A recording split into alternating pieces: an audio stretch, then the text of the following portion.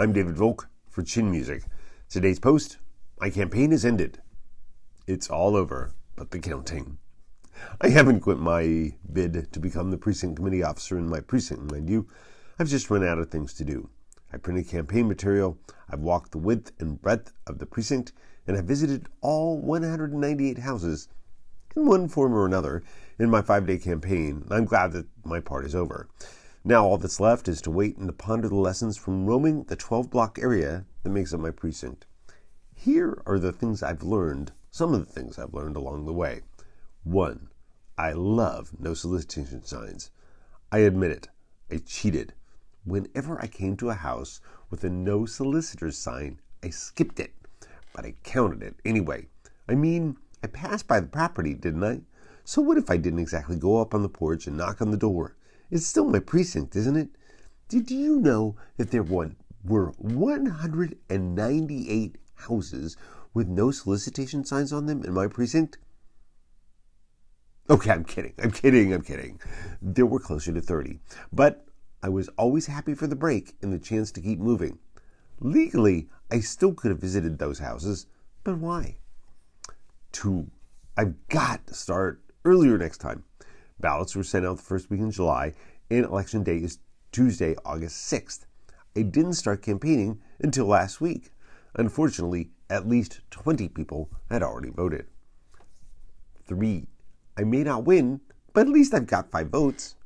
Or I've got at least 5 votes. Either way, much to my shock, 4 of the 20 said they'd voted for me, including one who said, "Are you a freelance writer?" I was so shocked, I wasn't sure what to say other than, "How did you know?" "We looked you up. We voted for you," he replied. My other 2 votes are my wife and me. At least, I think she's voting for me. Whenever I asked, she would make references to the Fifth Amendment and, quote, her right to privacy, end quote. 4. It's great to have a gimmicky name. I don't know my opponent well, nor do I have a bone to pick with her, but our names appear at the bottom right-hand corner of the second page of the ballot.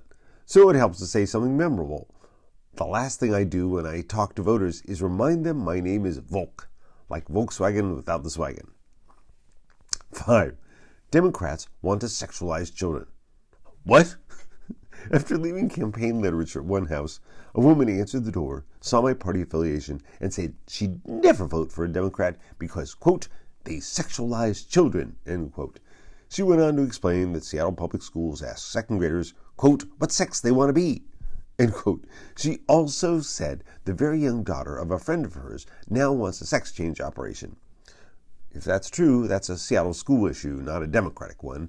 After some discussion about the merits of the 2 political parties and Project 2025, she asked, "Can you tell me you feel financially better off under the Democrats?" My response? Why, yes. Yes, I can. 6, or maybe it's 7. I've already had an impact on the race.